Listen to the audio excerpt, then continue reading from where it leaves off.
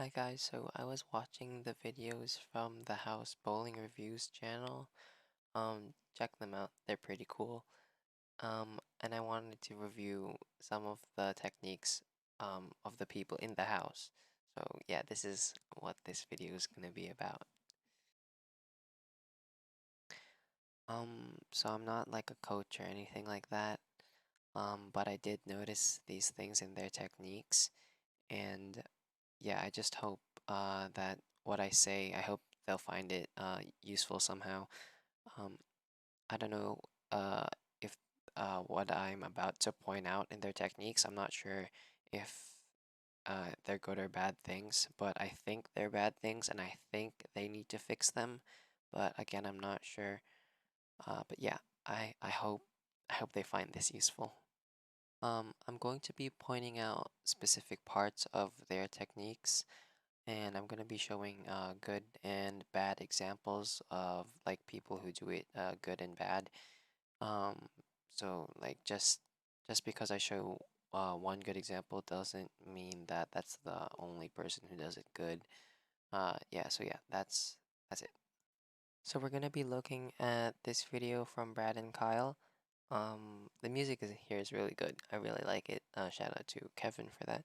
But we're gonna have to mute it for this video so that I don't get copyright claimed or striked or whatever. Okay, so the first thing I want to go over is people hitting up on the ball. Just slightly. It's not a lot. So yeah, let's look at Brad. He does it a little bit. So he gets into his release position and the ball goes up a little bit or maybe it just floats horizontally. But yeah, it doesn't go down. Like BJ Moore is an example of someone who doesn't really hit up on the ball. Let's look at his release. So um so this release is as an example of someone who doesn't hit up on the ball. So after he releases, the ball just goes down. The ball just goes down. It doesn't float horizontally and it doesn't go up. BJ Moore's ball, it just goes down. Unlike Brad's Brad's ball. Let's go back a bit. Unlike Brad's ball, after his release, the ball kind of goes up a bit and like it kind of floats before going down. So another person that kind of hits up on the ball is Packy. Um, so he gets into his release position, and as you can see, as he does his downswing, the ball is coming down, but then as he releases, the ball comes up a little bit and kind of floats. Not too much, but yeah, he does it a bit. And then Kyle, I think Kyle's the one who does it the most, I think. Um, so as we can see, in the downswing, ball is coming down, and then in his release, the ball starts coming up and it like floats. So yeah, let's look at Mikey. So here, ball coming down, and then we get to his release. Oh no, Mikey doesn't do it. Yeah, so Mikey's an example of someone who doesn't do it. As you can see, um, the ball just drops after his release. Kris Prather is another example of someone who doesn't do it. So as you can see, the ball is just smooth onto the lane. It doesn't float and doesn't go up.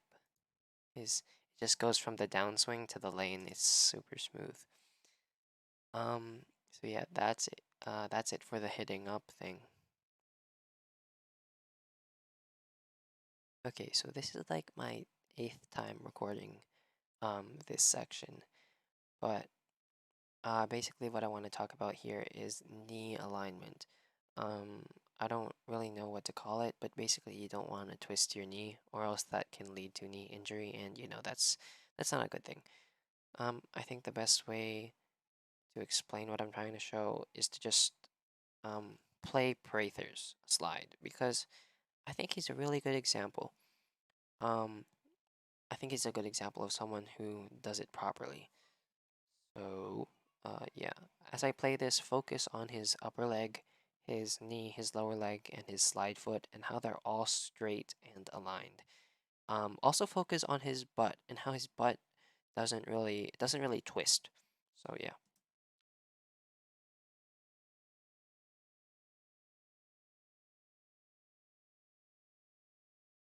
Yeah, so I think Prather's a good example. I forgot to say this, but I just want to emphasize how Kris Prather's uh leg position alignment or whatever, it's all aligned and straight towards the target, and it's just fixed and straight and aligned. And he keeps that position throughout the whole slide. He keeps it throughout the start of the slide, during the slide, and after the slide, and I think that's a really good thing. I think Kris is also a good example. Now his butt does twist a little, but I don't really think it affects the knee. I think Mitch is also a good example. I'm not really gonna play him just to save time. But I think the most prominent bad example in the house is Mikey.